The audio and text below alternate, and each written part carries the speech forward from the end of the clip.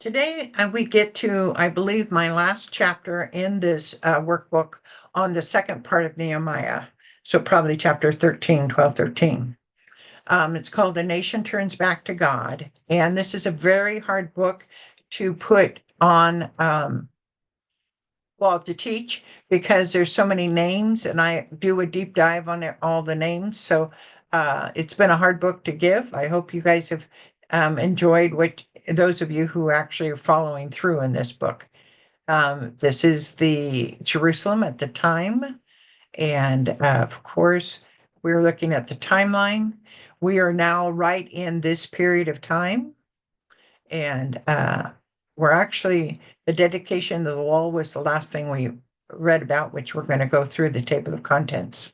So the wall has been built in Nehemiah 1 through 7. The wall has been built. So now Ezra and a bunch of his Levites stand out in the square and read the law. Now, it's the law, so Genesis and Exodus probably weren't read. Leviticus is more for the priests, so that probably wasn't read. Numbers, again, has to do with travels. So it's generally assumed, based on what happens here, that they read from the book of Deuteronomy.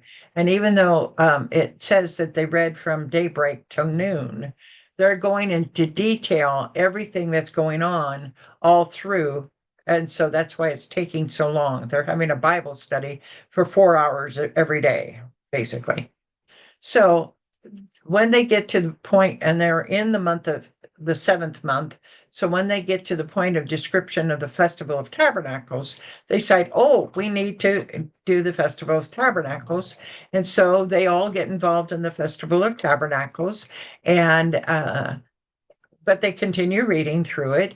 And so they're enjoying the whole week of Festival of Tabernacles. But meanwhile, they get to the point read, and then this must be outside of Deuteronomy. They then probably go back and read some of the other books that they should have done the Day of Atonement, which is normally before the day of the Festival of Tabernacles. So they go through the Day of Atonement. And in Nehemiah 9, they go through the detail of the prayer, which is a huge prayer that all the people cried out to God with. It's a very detailed Day of Atonement prayer.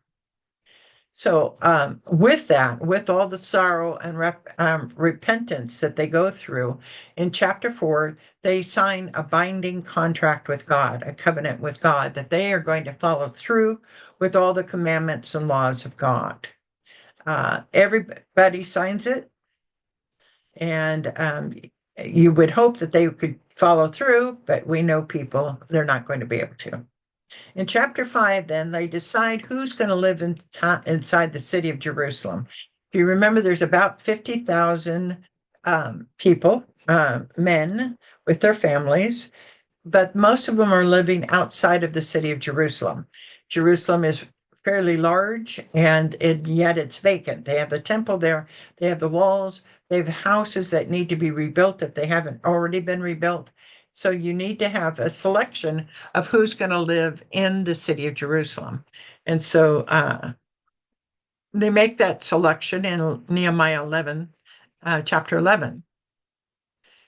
And so they go through all those. And of course, there's a lot of names because they detail everybody.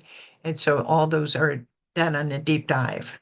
Finally, in chapter 6, we get to the dedication of the wall that they had built. And so now Nehemiah gives us a detail of how they walk along the wall, how they proceed, and who's proceeding in that walk, and while they dedicate it. So thankfully the maps help us know exactly what they're talking about. But again, a lot of names, and I did a deep dive on those names. So now we come to chapter 7, the last of the book.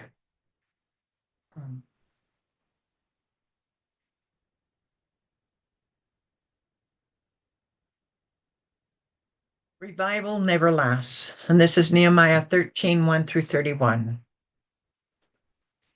So time moves on. Nehemiah is governor of Jerusalem for 12 years, from 444 BC to 432 BC.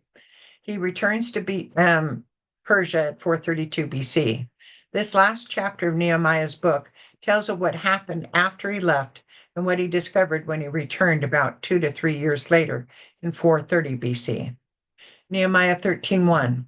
On that day, the book of Moses was read aloud in the hearing of the people, and there it was found written that no Ammonite or Moabite should ever be admitted into the assembly of God. Because they had not met the Israelites with food and water, but had hired Balaam to call the curse down on them. Our God, however, turned the curse into a blessing. When the people heard this law, they excluded from Israel all who were of foreign descent. The people apparently heard the verses from Deuteronomy below. Deuteronomy 23, 2 through 6. No one born of a foreign marriage or any of their descendants may enter the assembly of the Lord, not even in the 10th generation. No Ammonite or Moabite or any of their descendants may enter the assembly of the Lord, not even in the 10th generation. For they did not come to meet you with bread and water on your way when you came out of Egypt. They hired Balaam, son of Beor, from Pethor in Aram Naharam, to pronounce a curse on you. However, the Lord your God would not listen to Balaam, but turned the curse into a blessing for you, because the Lord your God loves you. Do not seek a treaty of friendship with them as long as you live. So that's what they probably read. So who could not be admitted into the assembly of God? The Moabites or the Ammonites. However, if an Ammonite or Moabite converted to Judaism, they could. For instance, Ruth in the book of Ruth was a Moabite, but she became Jewish. Why were the Ammonites or Moabites not allowed in the assembly of God? Because they hassled the Israelites as they were traveling in the wilderness. Before this, Elishib, the priest, had been put in charge of the storerooms of the house of our God. He was closely associated with Tobiah. Remember who Tobiah is. He was the Trans-Euphrates governor that gave them so much trouble. And he provided them with a large room formerly used to store the grain offerings and incense and temple articles, and also the tithes of grain, new wine, and olive oil prescribed for the Levites, magicians, and gatekeepers, as well as the contributions for the priests. So keep the scriptures about forbidden races in your head while you read about Tobiah. Prior to this, we know for sure who was in charge of the storeroom. Prior to this, did we know for sure who was in charge of the storeroom of the temple? Apparently we did. Oh, no, apparently we don't. We don't know what men were put in charge of the storerooms before Elishib was put in charge of them. Look at page 5. From 470 to 433 BC, Elishib was not just priest, but what? We can go back to page 5, but he was high priest. Therefore, we know that Elishib did this after Nehemiah left for Persia, as Nehemiah left the same time Elishib was replaced by his son as high priest. What had Elishib done? He put a room for Tobiah in the storeroom of the temple. Tobiah was an enemy. Tobiah had persuaded Elishib to lease the storeroom of the temple to him so that he can conduct business in the newly constructed temple. Oh my gosh. Look at the description of Tobiah below. Explain why Nehemiah hated him so much. Tobiah was an Ammonite official who, together with Sanballat the Horonite and Geshem the Arabian, attempted to hinder Nehemiah's efforts to rebuild Jerusalem after the Babylonian exile. Tobiah also had married a daughter of Shechaniah, a Judahite leader, and had given his son Jehohanan in marriage to the daughter of Meshullam, another Judahite leader, for ostensibly political purposes. Because of this, he somehow gained enough of a Judahite coalition to use the Judahites themselves to send letters to Nehemiah, telling him of Tobiah's good deeds in an apparent attempt to weaken Nehemiah's resolve to keep Tobiah out of the rebuilding effort. Tobiah, meanwhile, sent intimidating letters directly to Nehemiah. This story is told in Nehemiah chapters 2 through 6. Elishib's grandson had married the daughter of Sanballat, which made him open to this present kind of manipulation. So talk about betrayal behind Nehemiah. They are putting one of his enemies right smack dab in the temple in a storeroom so he can conduct business there right inside the temple. Nehemiah 13:6. But while all this was going on, I was not in Jerusalem, for in the 32nd year of Artaxerxes, king of Babylon, I had returned to the king. Sometime later, I asked his permission and came back to Jerusalem. So the scripture helps us with the timeline of Nehemiah. So using page 6, I'm going to show you page 6 real quick, and then we'll come back to this. Page 6 here. So we're talking about right in this period of time. Okay.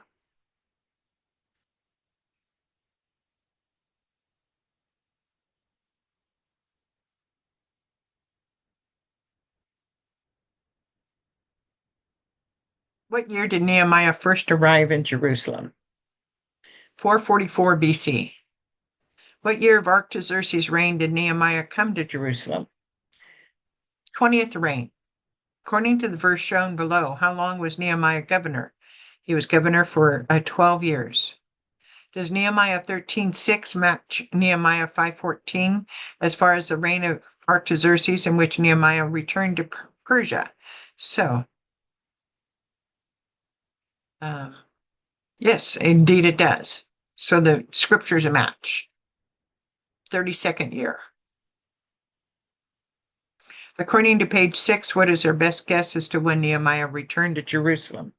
We're figuring that he was came back about 430 BC.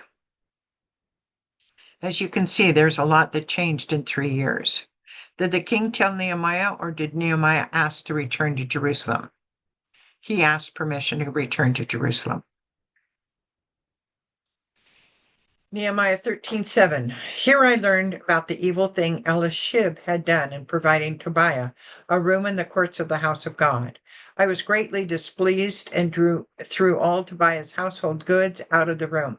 I gave orders to purify the rooms, and then I put back into them the equipment of the house of God with the grain offerings and the incense. There were so many reasons why Nehemiah would have been greatly displeased. What was Tobiah's nationality? He was an Ammonite. Were people from this nationality allowed in the temple without converting to Judaism? No. What was supposed to be in the storeroom Tobiah was using? The tithe of the harvest. Had Tobiah helped or hindered the building of the wall? He hindered it. Had Tobiah tried to manipulate the thinking of the Jews regarding Nehemiah? Yes, he did. Had several daughters of the Jews married into Tobiah's family? Yes. How short of time had it been since the commitment the people made to God? It had only been 14 years since they signed the contract with God. After Nehemiah threw out of all Tobiah's household goods, what did he have done before the equipment of the house of God was put back into that room? He had it purified. I also learned that portions assigned to the Levites had not been given to them, and that all the Levites and magicians responsible for the service had gone back to their own fields. So I rebuked the officials and asked them, "Why is the house of God neglected?" Then I called them together and stationed them at their posts. So you can see it did not take them long to stop the covenant that they had signed. Who would not receive their portion of the tithing? The Levites. This could either be because the people stopped tithing or the priests and those that received the goods did not properly share. Since the Levites did not get goods to live on, what did they end up doing? They went back to their own fields. Because they had to work their own fields, what did they neglect? Then the temple. Nehemiah did not go to the Levites that were working their fields, but first to whom? The officials. Why did you allow this to happen? The officials or priests were in charge of making sure the tithes were received from the people and distributed properly. Whether it was the people not giving or the tithes not being distributed, it was all their problem, the priest's problem. Who then did Nehemiah call back to their posts in the temple?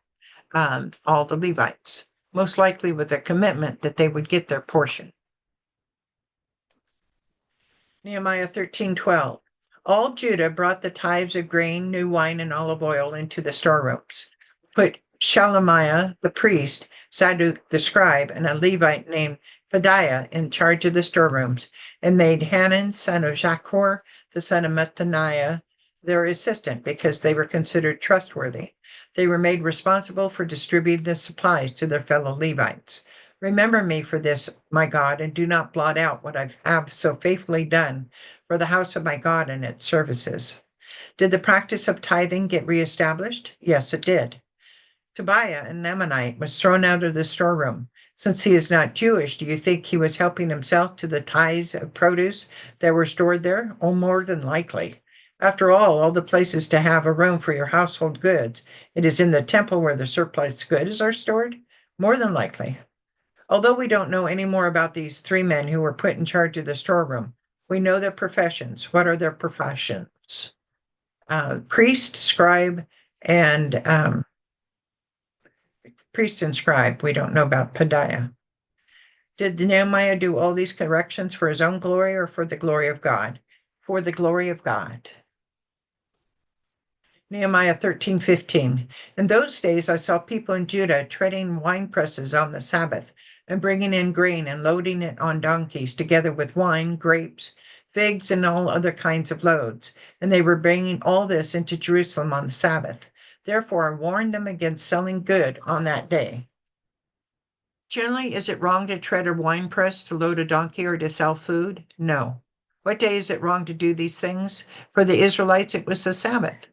If people are doing these things on the Sabbath, what are they not doing? They're not worshiping God. Why do people generally sell food? To raise money. If God tells us not to work on the Sabbath and to consider it holy, would he make sure to care of us so that we don't need to work on the Sabbath to support ourselves? Indeed, he would. The cycle is usually this: God provides plentiful harvest. Man in his sinfulness is more greedy than faithful.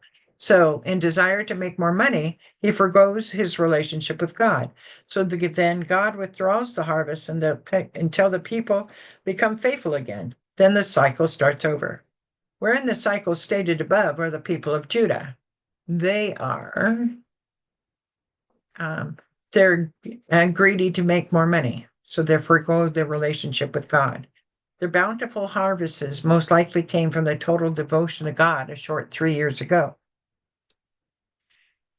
Nehemiah 13:16. People from Tyre who lived in Jerusalem were bringing in fish and all kinds of merchandise and selling them in Jerusalem on the Sabbath to the people of Judah. I rebuked the nobles of Judah and said to them, what is this wicked thing you are doing, desecrating the Sabbath day? Didn't your ancestors do the same thing so that our God brought all this calamity on us and on this city?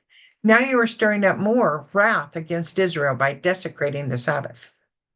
People from Tyre are not Jewish, so what additional law were they breaking? Foreigners inside the temple. What were the people from Tyre doing? They were bringing in fish and all kinds of merchandise and selling them. Nehemiah did not rebuke the people from Tyre, but whom? The nobles of Judah. What did Nehemiah remind them of? Your ancestors did the same thing, and that's what caused the problem in the first place. So you notice Tyre is way up here on the shoreline versus Jerusalem, which is way down here. Nehemiah 13:19. When evening shadows fell on the gates of Jerusalem before the Sabbath, I ordered the doors to be shut and not opened until the Sabbath was over. I stationed some of my own men at the gates so that no load could be brought in on Sabbath day. Once or twice, the merchants and sellers of all kinds of goods spent the night outside Jerusalem, but I warned them and said, why do you spend the night by the wall? If you do this again, I will arrest you. From that time on, they no longer came on the Sabbath. Then I commanded the Levites to purify themselves and go and guard the gates in order to keep the Sabbath day holy. Remember me for this also, my God, and show mercy to me according to your great love. When did Nehemiah order the gates of Jerusalem to be shut? When evening shadows fell on the gates. Sabbath starts at dusk, not at midnight. How long were the gates shut? Until Sabbath was over. How did he prevent them from being open during the Sabbath? He put his own men on the gates. Not believing that Nehemiah and the Jews would stay strong at keeping them out on Sabbath, what did the merchants do? They camped right outside the gates. Nehemiah 13:23. Moreover, in those days I saw men of Judah who had married women from Ashdod, Ammon, and Moab. Half of their children spoke the language of Ashdod or the language of one of the other peoples, and did not even know how to speak the language of Judah. I rebuked them and called curses down on them. I beat some of the men and pulled out their hair. I made them take an oath in God's name and said, "You are not to give your daughters in marriage to their sons, nor are you to take their daughters in marriage for your sons or for yourselves." The third law some Jewish men had broken was what? Marrying outside the Jewish tribe. We know that foreign women had not converted to Judaism, but rather kept their own language and customs because of what? Because half their children still spoke the language of Ashdod or one of the other peoples. What is the problem of marrying outside of your faith and nationality? Because more than likely you would tend to go over to their idol worship rather than keeping their God worship. There are several important interfaith marriages we already know. Tobiah had married a daughter of Shechaniah, a Judahite leader. Tobiah's son of Jehonan married the daughter of Meshullam, a Levite. And one of the sons of Joadah, son of Elishib, the high priest, was son-in-law to Sanballat, the Horonite. So we already knew about some of them. Nehemiah 3:26. Was it not because of marriages like these that Solomon, king of Israel, sinned? Among the many nations, there was no king like him. He was loved by his God, and God made him king over all Israel. But even he was led into sin by foreign women. Must we hear now that you too are doing all this terrible wickedness and are being unfaithful to our God by marrying foreign women? Nehemiah is referencing what is written about in 1 Kings below. How many wives and concubines did Solomon have? 1 Kings 11:1 through 4. King Solomon, however, loved many foreign women besides Pharaoh's daughter, Moabites, Ammonites, and Edomites, Sidonians, and Hittites. They were from nations about which the Lord had told the Israelites, "You must not intermarry with them, because they will surely turn your hearts after their gods." Nevertheless, Solomon held fast to them in love.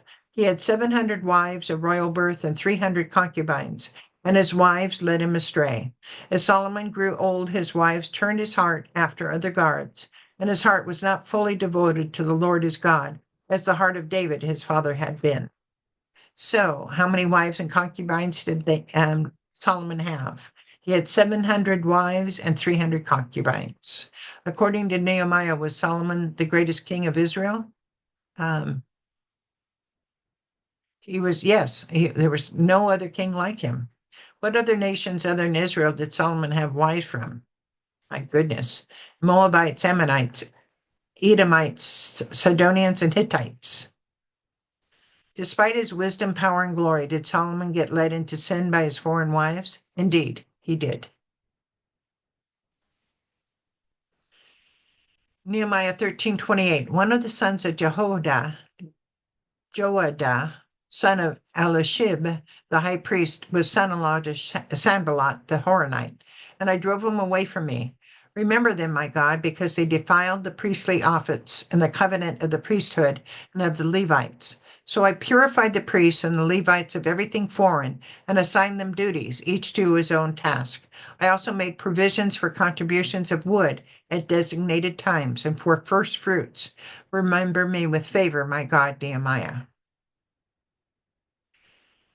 Is Elishib the high priest or just a priest? Look at the timeline on page 6 and also Nehemiah 13:4.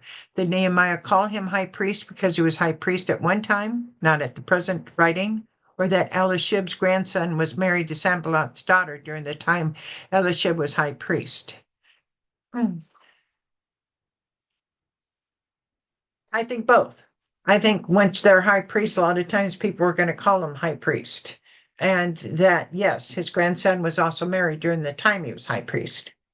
Notice on page 6 that Elishib's son, Joadah, is presently high priest. He's the one who has a son who married the daughter of Sanballat. So is it Elishib or Joadah, or was it Joadah's son that Nehemiah drove away from him? It's very interesting. I don't know. I would say Joadah's son, actually. What did Nehemiah do to purify the priestly office? Um, he purified the priests and the Levites of everything foreign. This is the last we hear about Nehemiah. We do not know when he died. However, we do know the next governor of Judah is Bagon starting in the year 409 BC. So this is the end of Nehemiah. And it was the last part of Nehemiah is extremely hard to um, read. So I hope that you were able to get something out of it. And thank you so much. Hope you had a good day.